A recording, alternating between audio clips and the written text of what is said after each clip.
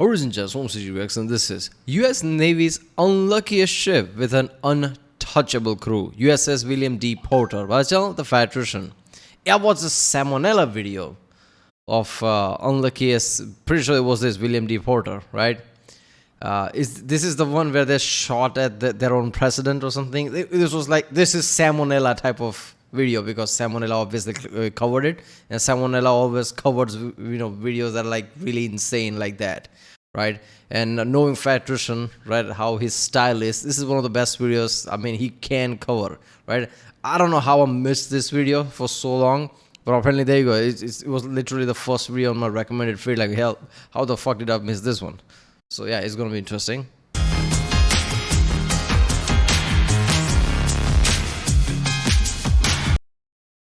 So remember, people, if you like my next one, don't forget to subscribe. So I know we start videos to react to more. I've been watching videos like this a lot, Fat Russian videos mostly. If you missed all of those, like check out the link in the description or in the end of the video and kind of create a playlist for it. Other channels like Task and Purpose, basically miniature style videos. I've been watching that a lot. A lot of equipment like tank, jets, things like that. And yeah, let's watch it. Yes, the time the USS Iowa got a jacuzzi tub installed in it, and then like 2 days later, an American destroyer shot a torpedo at it. And today we're talking about the ship that shot that torpedo. Ladies and gentlemen, the unluckiest ship in U.S. naval history, the USS William D. Porter, unaffectionately nicknamed the Willie D. But first, a word from our sponsor, because this video is brought to you by that was a drastic change. A Quack Bang print Hawaiian shirt, because we have a bunch of new merch over at the merch store, and I just started a Patreon where I'm going to be posting all the deleted scenes from these videos and a bunch of other behind-the-scenes content. So if you wanted to check that out, it's all over at thefatelectrician.com. Head there after the video, which we're going to get back to right now. All right, important background info. The Willie D is a Fletcher-class destroyer. If you don't know, right after the attack on Pearl Harbor, America decided, hey, we need a bunch of more naval power if we want to fight this war. So they basically had two options of how to go about that. Option A, they could do what the Germans and the Japanese were doing by creating a couple of warships that were like really, really good, supposedly. You know, like they're going to have a bunch of armor and a bunch of firepower, and they're going to be unstoppable and huge and blah, blah, blah. Sung by American players. Yeah, this is like another video where fighters like, oh, they're like Yamato class, is like German Bismarck class. Apparently this Yamato is also class, right? So just like how in the US Navy, like first ship is named after the class, and that is the class, right? Yamato wasn't just name of the ship, it was a class. Like multiple ships were basically in the Yamato class and things like that, just like Bismarck was. Blah, blah. Or option B, they could go with the tried and true American strategy of accuracy by volume. You can have one really big, really powerful warship, or you can have a shit ton of pretty good warships and just overwhelm the enemy with sheer numbers, okay? It's kind of like that decision that you make at 2 a.m. when you're drunk and you call Domino's and you're like, hey, can I get a large pizza? And the guy on the other end of the line is like, yeah, I can give you one large pizza, or hear me out, I can give you like 57 medium pizzas for the same price. America's picking the 57 medium pizzas every time. Okay, if you're not picking up what I'm putting down, the Fletcher class destroyer is quite literally the Sherman tank of the ocean, okay? America built a ton of them. Which, you know, good, that's a great strategy. The only problem with making a bunch of new warships, though, is that you're gonna need a bunch of new sailors, and new sailors don't always have a ton of experience, and that is where the story really begins. So, once upon a time, July 6, 1943, the USS... Yeah, I really forgot where the story was going, right? That's how good Fat Russian is. Like, he can tell a story and get, basically invested in that and forget what the original video was. The original video is like basically amateur sailors shooting at their own president or something, right? William D. Porter gets commissioned and put into service. We now have a brand new warship being crewed by presumably a bunch of rookies. And they're in need of their first mission. It's probably going to end up being something pretty easy, you know, where all the new guys can get their feet wet, get some experience, build their confidence up, something along those lines, you would think, but no, absolutely not. We're going to go ahead and send them on a super duper top secret mission where they are going to help escort the USS Iowa across the Atlantic Ocean to North Africa. You know, the same Atlantic Ocean that in 1943 was infested with German U-boats that were sinking hundreds of ships. And just to be clear, this mission is so secretive that nobody even involved in the mission knows what's going on until it's already happening. This is like the Snoop Dogg or Willie Nelson of secret missions, okay? This is the highest level of secrecy that you can achieve. Why is it so secretive? Because on the USS Iowa is going to be FDR, the president, his entire Joint Chiefs of Staff, and the Secretary of State. And they're all going over there so they can attend the Cairo and Tehran conferences where they're going to meet Secretary of State. That's an insane thing to do.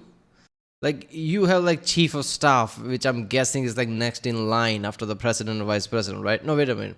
After president and vice president, I think house leader is in the line, right? Chief of staff, I'm pretty sure secretary. So putting all these important people in just like one fucking boat. I mean, I guess they still do that in like, you know, what is it, like Air Force One or whatever. That's what it's called, right? So I don't know. This is like equivalent of that.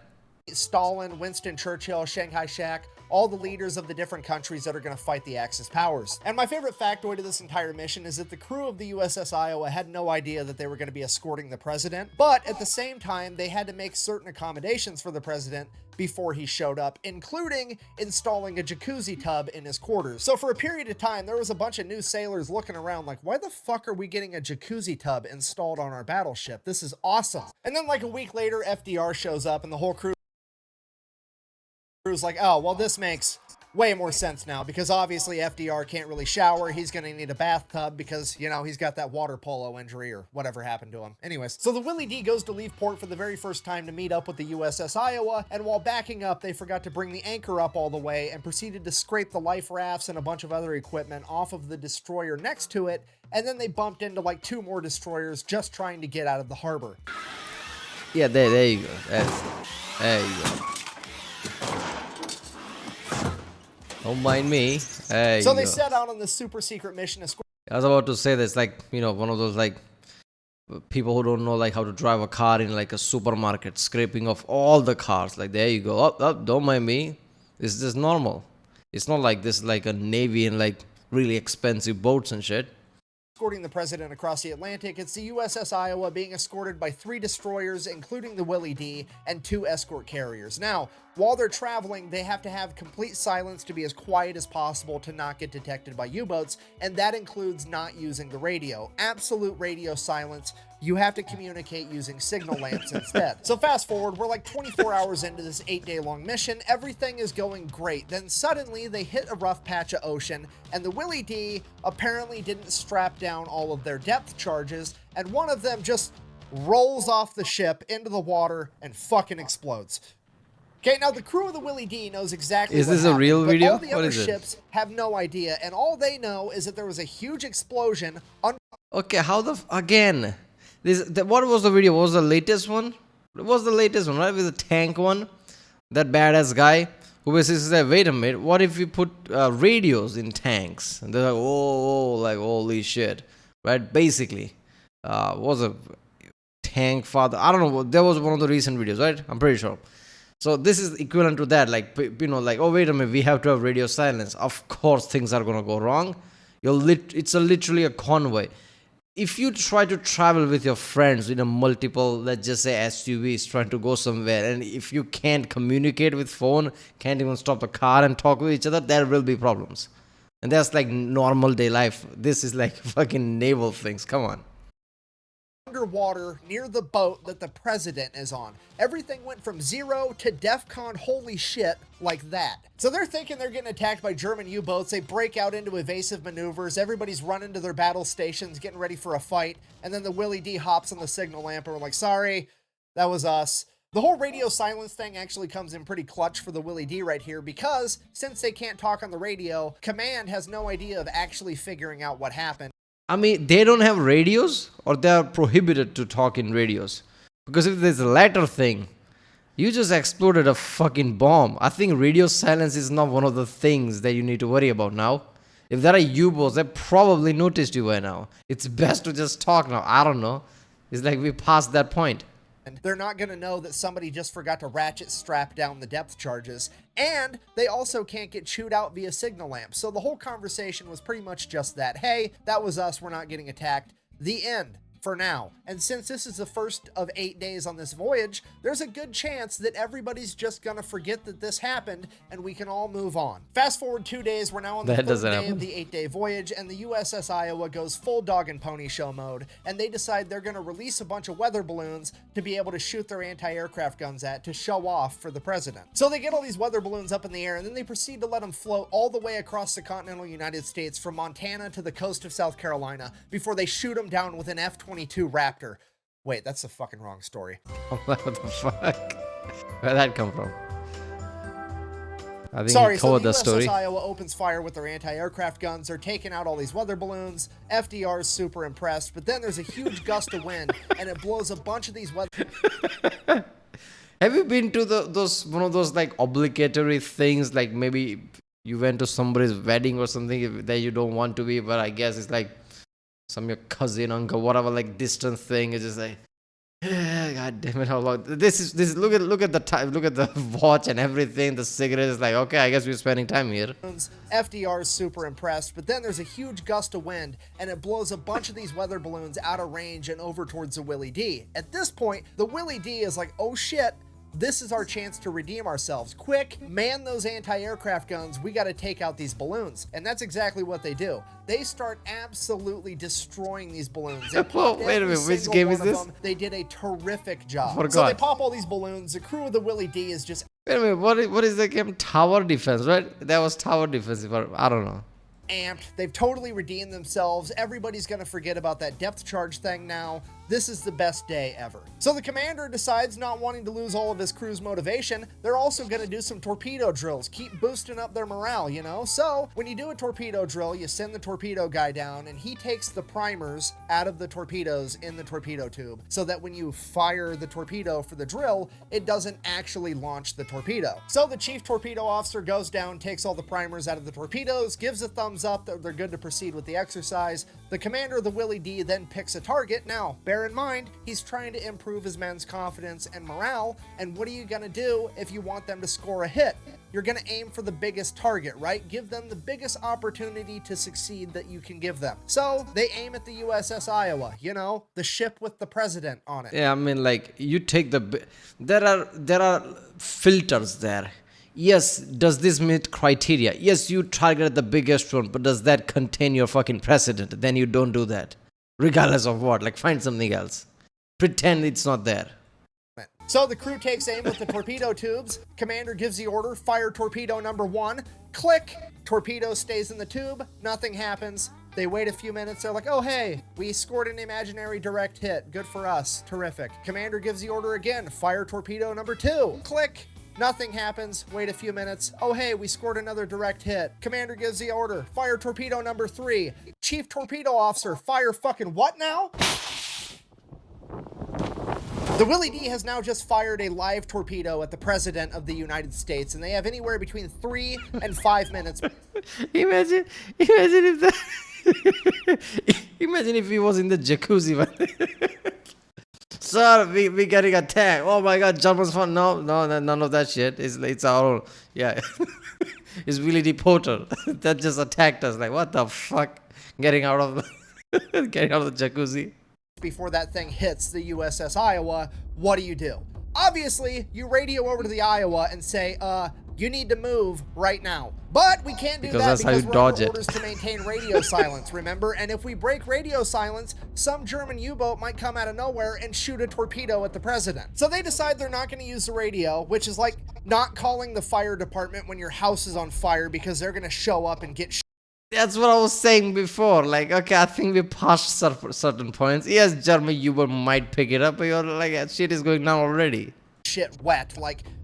Sometimes you just have to fight fuck-ups with fuck-ups, okay? But whatever. So they decide they're not going to use the radio. They're going to use the signal lamp instead. So this poor, what I presume to be an 18-year-old kid that was probably in high school 6 months ago, climbs up on this signal lamp, probably having the worst panic attack of his entire life, knowing full well that if he messes this up, he very well may be partially responsible for killing the longest sitting president, both literally and figuratively, in American history. And the panic attack is starting to get the best of him, because he's up out there like 1 if by land, 2 if by sea. How many fucking lanterns do I have to hang to signal, don't move, there's a torpedo coming at you? So the commander of the Willie D tells this kid, signal the Iowa, tell him there's a torpedo coming towards you. The kid sends a signal, the Iowa gets a signal, and it reads as, and I quote, there's a torpedo moving away from you. So now the Iowa's super confused. They signal back. They're like, there's a torpedo moving away from you. What? When was it close? What? And just taking the pen and just doing all this like, if this means this, what the fuck? It's coming towards us. What? So the commander of the Willie D tells this kid, fuck it, just signal the Iowa, tell him to back up. Kid sends a signal, the Iowa gets it, and it reads, and I quote, we're backing up, meaning the Willie D is backing up. So the Iowa's sitting there like, there's a torpedo moving away from us, and the Willie D is backing up. I think they're getting attacked by a submarine right now. So they signal back, where's the submarine? After hearing this, the commander of the Willie D finally comes to the realization that he would rather be the guy that broke radio silence than be the guy that killed the president of the United States, so he picks up the radio and calls over to the Iowa. He says something along the lines of Lion, which is the Iowa's code name, emergency, torpedo in the water, turn right. The Iowa doesn't know who's talking to him, so they're like, say again, who is this? And he's like, it's the commander of the Willie D, fucking turn right or you're gonna get hit by a torpedo. So they bank right. At this point, all hell breaks loose on the USS Iowa because there's a torpedo coming towards them and they have the president on board. Everybody's running around like chickens with their heads cut off. At this point, FDR decides he's going to be a complete gangster, just straight up hold my blanket, orders his secret security guys to wheel him up to the railing because he wants to make eye contact with this torpedo as it shoots the USS Iowa. And in his own diary later on, he would go on to write about how he personally saw that torpedo miss by only 1,000 feet. So the torpedo missed, the crisis is averted, but the only problem is now Willie D is the only ship that knows what actually happened, and all the other ships are still looking for a submarine that attacked the USS Iowa. So the Willie D has to radio over and is like, yeah, that was us. Sorry. At which point, the USS Iowa takes all 3 of her turrets, 9 16-inch guns, and turns them and points them at the Willie D. The Willie D is then ordered to leave the group, sail back to Bermuda by themselves, where they're going to get investigated because...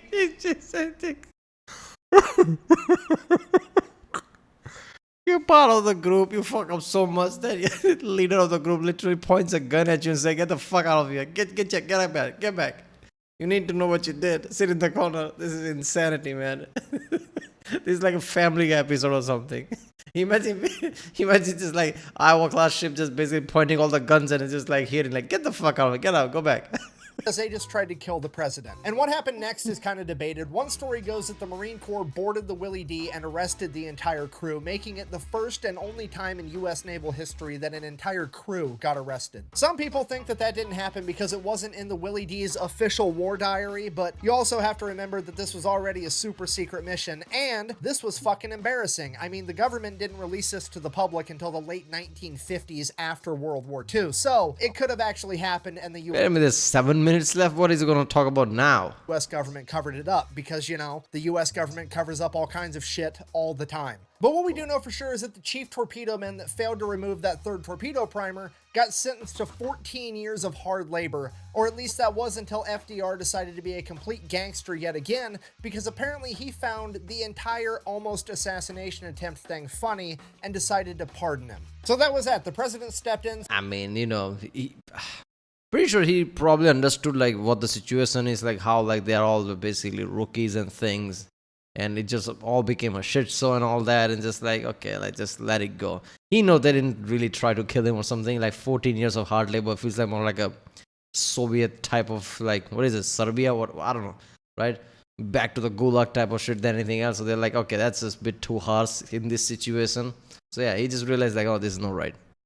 Said it was fine. Now the Willie D got sent over to the Northern Pacific. They had to make their way through the Panama Canal up the west coast. Now they're operating off the coast of Alaska and around the Aleutian Islands. They're there for about a year and everything goes great. They do a bunch of training. They go on a couple missions doing anti-submarine work. They do some shore bombardments. Everything goes according to plan and it's perfect. Then they finally get the word that since they're performing so well, they're going to get sent over to the actual Pacific theater and they're going to be fighting in the Philippines and eventually the Battle of Okinawa. Like, this is where the real fighting is going on, and these guys are pumped to be sent there. So just to reiterate, like, they've done their time, they've put a lot of hard work in, they're starting to redeem themselves, they're getting another shot, and they're about to leave the Northern Pacific. What do you think they do? They throw a party, obviously, break out the booze. We're going to have one big party before we actually go off to war. So they all get hammered, and somebody has the bright idea. You know what we need? Some fireworks. Load a round in one of the 5-inch guns. We're going to fire it. And that's exactly what they do. And sure enough, that 5-inch shell makes its way to land. And not only does it hit land, it hits the military post that they were operating out of. And on that military post, it landed in the front yard of the commander's house, while he was having a party full of all the other high-ranking officers. Okay, this is one of those movies. Who's the actors, like, where they do shit and everything goes wrong, right? Every time. I don't know. Like, I can't remember names of any specific actor, but I've seen movies, right? And they just always make me like that. I don't know. But yeah, you know that those type of movies where they have to do something and shit goes hilariously wrong every single time, and they get punished for it type of way. Right? Who's that? William Ferrell? I don't know what is the actor's name or something. I don't know. But yeah, something like that. This shit is like that. This is also another event that wasn't documented in the official war diary, so it clearly could not have happened. But, okay, I've said this once and I'll say it again. Just because something is not in the official log doesn't mean that it didn't happen. Anybody that's been in the military or worked a blue-collar job knows that whenever anything goes wrong, the first thing you do is look at the highest ranking person there and say, can we fix this without having to tell the boss? And that's exactly what happens 100% of the time. And in this particular case, the commander that had a shell land in his front yard had two choices. He could A, pull their orders to go to the Pacific so that he could launch an investigation and try to get people in trouble. That's going to take 2 years of his time and cause him a huge headache and a bunch of paperwork. Or he can just sweep it under the rug, pretend it didn't happen. Those guys already have orders to leave like this week, and they're just not going to be his problem anymore. What would you do in that situation? So the whole shooting a 5-inch naval gun. Latter one. Even if I'm pissed, look, if I'm pissed off, they're not my problem. I probably won't be pissed off because it was a fuck up. I was like, people, they're just going to like a war basically, right? Where people might die, all the like 18 to 25 or something probably. I don't know, just kids being kids. Just let it go. That's what I would be thinking. I don't know. This is trying to have fun. Let it go. Into the commander's front yard deal gets swept under the rug, and the Willie D gets sent off to the Philippines to fight in the war. And unfortunately for the crew of the Willie D, absolutely no one has forgotten the fact that they shot a torpedo at the president, because every time the Willie D gets anywhere near another U.S. ship, they radio over and say, "Don't shoot. We're Republicans," because FDR was a Democrat. But despite their past and despite being made fun of, they actually start kicking ass. They get put on anti-kamikaze duty and start doing a really good job. They shoot down a bunch of would-be kamikazes. They send a lot of radio transmissions letting people know that kamikazes are inbound. They're really starting to turn it around. Fast forward to the Battle of Okinawa, one of the largest naval battles of World War II, I believe the largest amphibious landing in the Pacific Theater during World War II, and yes, the battle where the Yamato gets sunk. Is that relevant to the story in any way whatsoever? Absolutely not, but I'm gonna bring up the Yamato being a coral reef every chance I get for the rest of my life. Sorry, Battle of Okinawa, Willie D is on anti-kamikaze duty, and sure enough, here comes a kamikaze. But unlike usual, it's not trying to fly past the Willie D to make it to the more valuable ships. No, this kamikaze is coming for them. Now, I've heard conflicting accounts as to what type of plane this kamikaze was. I've heard that it was either an Aichi-style dive bomber, commonly referred to as a VAL, or a Mitsubishi Zero. Now, I don't know why they called the dive bomber a VAL, but I believe they called the Mitsubishi a Zero because zero was the numerical representation of how many times these planes made a successful landing on average. Either way, it's coming right for them, so they open fire with the anti-aircraft guns. They end up I should have seen that coming. Okay, why is it called Zero? I forgot. Yeah. I mean, I've watched many videos on it. 000, I don't know. Yeah, obviously, like, Zero wasn't kamikaze, like, early on. Later on, it became that thing, right? And was a lot of them were zeros? No, some of them were zeros, right? I don't know. shooting the plane down right in front of him. The plane sinks underneath the water. The day is saved. Hooray. Or so they thought, because the kamikaze apparently hit the water at the angle it was diving at. It then sank below the water and continued to glide until it got underneath the Willie D and then blew up, breaking the back of the entire ship and causing it to sink over the course of the next 3 hours. The entire crew was forced to evacuate. Thankfully, all of that is the most fucked up thing a kamikaze attack could have done, right? Because like on top, what is it called, starboard or what? I don't know where to starboard. I don't know. On top, right? If it like crashes, there's a chance you might not sink. You're gonna get damaged, but you might not sink. Going below the hull and basically the damaging. There you go. You're gonna sink now. This is like whoever was like flying that kamikaze plane just basically did the GTA shit here, right? In GTA you do some miss and you miss it and try to overcorrect it and all the crap. Some basically they I'm not going away and just like basically pulled it up while being in the water. Of them made it out okay. All right, now let's recap, because everybody refers to this story as a story of the Willie D, the U.S. Navy's unluckiest ship. And it is. It was crewed by young men from the very beginning and experienced mishap after mishap, and would ultimately meet its demise after getting blown up by a plane that was underwater that it had already shot down. If that's not unlucky, I don't know what is. However, I would also like to put forward that this has probably been the story of the U.S. Navy's luckiest crew, because nobody else has done this much dumb shit and never had to face consequences. I mean, for yeah, it. you can see it like for that. The first time, they backed into multiple other warships. Nobody. Yeah, only reason is the unluckiest ship because the crew is luckiest. Because after one or so unluckiest things, you're either no longer there or you're court-martialed or whatever. You're just not there. Only reason this can did a lot of unlucky things is because they survived in the first place. Cared. 24 hours into their first mission, they dropped a depth charge when they were supposed to be being quiet, and everybody seemingly forgot about it because it got overshadowed by the fact that they shot a torpedo at the President of the United States. Then, when they were about to face consequences for that, the President stepped in and pardoned them. Then, they went ahead and shot a 5-inch artillery shell into the front yard of a base commander's house while he was having a house party full of a bunch of other high-ranking military officials, meaning that that is now 2 almost accidental assassination attempts on high-ranking people in the span of a year, but that just got swept under the rug, no big deal. Then, when they finally get their shit together and start turning it around and being productive members of the military and start really kicking ass, what I can only describe as divine intervention steps in and blows up their entire ship with an underwater airplane that they had already shot down.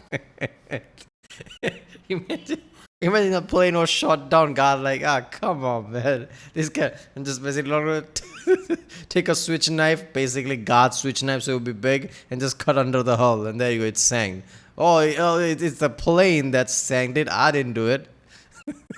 God's like, I'll send that kamikaze plane just perfectly, so that that ship would sink, but no, somehow they shot it down, I have to do something. And somehow, all of them make it out completely okay. So in conclusion, I guess this has been the story of the unluckiest warship that was manned by the luckiest crew in U.S. naval history. Thank you for watching. Best way to support the channel is go buy some merch over at thefatelectrician.com. Quack bang, out.